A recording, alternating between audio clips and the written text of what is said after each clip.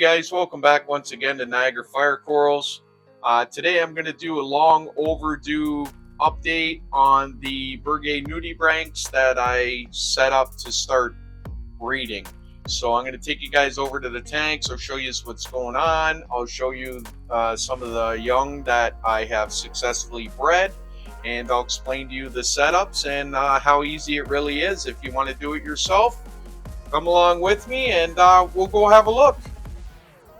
Make sure you guys take a moment to hit that like and subscribe button below. Hit that notification bell so you know when new videos come out, and keep up to date with what's going on here at Niagara Fire Corals. I've got the 20-gallon nano new system build that we have a series going on. I have the big 270 and the frag tanks that I'm always updating and showing you guys what we're doing there. New equipment, and today, like I said, we're going to be looking at those nudibranchs and breeding those. So we have lots of videos going on and lots of stuff being updated all the time. And hopefully in the future, I don't know how soon, but in the future, there's going to be another very exciting update coming. And I just got to kind of get everything sorted out and put together. And we'll get on our way with that one. I'm not going to let the secret out of the bag yet what it is, but it's something I've wanted to do for a long time, and I think the day is getting very close. So again, make sure you guys hit that button below, and let's go check out those nudibranchs. So there it is, full view. As you can see, it's just two little 5-gallon tanks, and you can start your own kind of breeding farm for these Berghia nudibranchs and take care of your Aiptasia issues on your own. These are quite expensive to buy. I think the going price is usually about 20 bucks a piece. So, I mean, unless you have a decent population in a tank, they're not really going to do much. So getting into breeding them yourself is really the way to go. Alright guys, so here we are at the nudibranch tank where I hatched the eggs.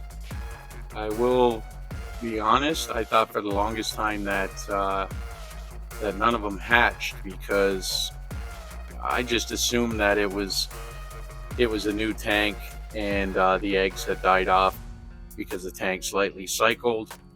But as you can see here, there's a couple there in the middle of your frame.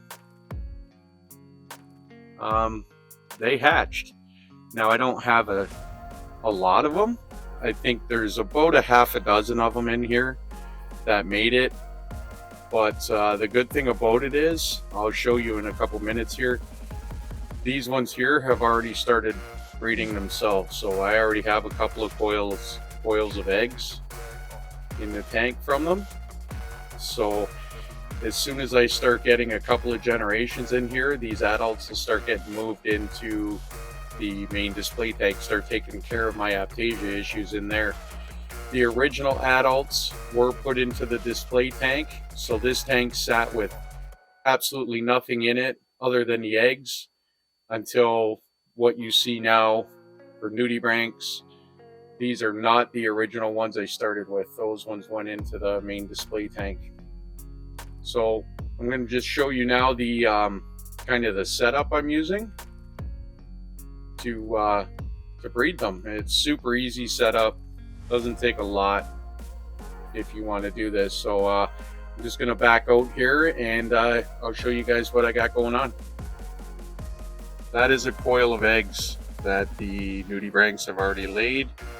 So this is the start of the next generation coming from the ones that I have in the tank now. And hopefully we will continue getting more and more of them.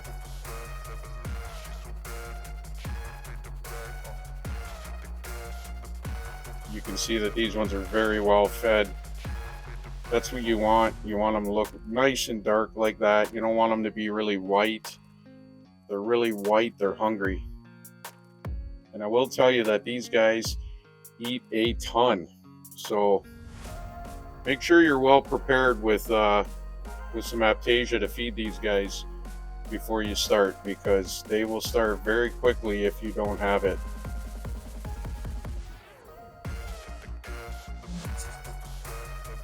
Alright, so this is a tank here that the nudibranchs are being hatched in. It's just a little 5-gallon tank. These are super easy to breed. Any container really would work. I have heard that you do not need to heat the tank. You don't have to put an air stone in the tank. Now, as you can see there, I am running an air stone and a heater. But, you know, I have read that you don't need that. So I'm just doing it for myself. I like to keep the tank, as stable and as close to a reef tank as you can for something this small. But this is the setup for the nudibranchs themselves, where they're hatching and where I'm feeding them Aiptasia. Now, as you can see, there's a bunch of little pieces of rubble and things like that in the bottom, and I'll show you where they're coming from and how I go about feeding these guys.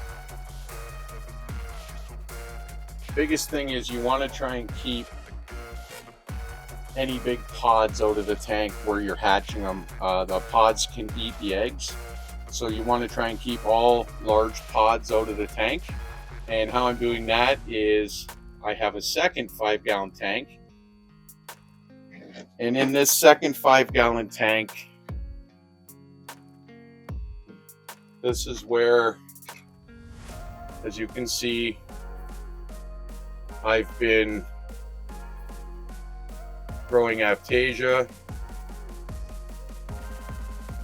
And what happens is the Aiptasia ends up down in these rocks, these little rubble down here. And all I do is pick up the little piece of rubble that has the Aiptasia on it. There's not too much down here right now, but I pick up the little piece, and that's what I put in the tank where the nudibranchs are, so I don't have to risk any large pods getting in there. But if you have, say a frag tank or something that has a lot of Aiptasia in it where you can just scrape it off, you can do it that way as well. My Aiptasia all tends to be in my display tank. Both my frag systems are pretty well Aiptasia free. I can't find any in there, so it's hard for me to get some out of the actual tank to do it. But when I did the re-aquascape, I had some of these rocks here that had Aiptasia on them, so I took them and put them in this tank, and they've been moving on to the rubble in the bottom, and or new ones are growing on the rocks on the bottom. So I just pull those pebbles out and drop those in one at a time to feed them, and it seems to be working. So that's how simple it is. It's really easy to breed these guys, and if you have some Aiptasia, this is the way you should do it. This tank here is the same thing. It's a little 5-gallon. I got the little heater in there, and then I got a hang-on back filter. I do filter this one simply because I throw reef roids, things like that, in here to keep those Aiptasia fed.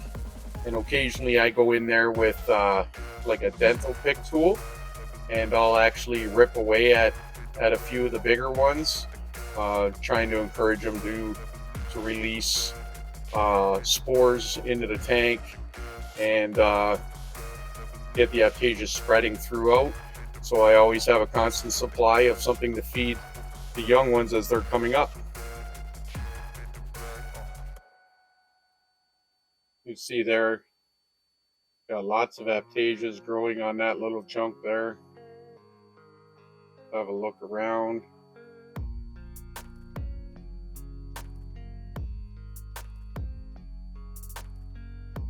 See a bunch of new ones starting there, plus the big one. I scraped a couple off of this rock actually this morning.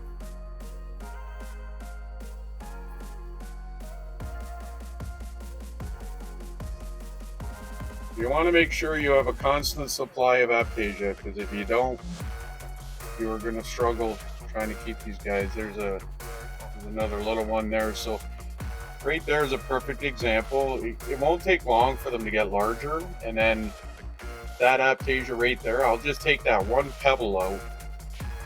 It's hard to focus here. I'll just take that one pebble out that Aiptasia is on and put that in where the nudibranchs are. Same with that one back there. If I can zoom in. So whatever pebble that Aiptasia is attached to, that's all I'll take. You don't want to be putting big chunks of rock in like this, because that's going to be full of pods that are going to eat your eggs. Alright guys, super simple.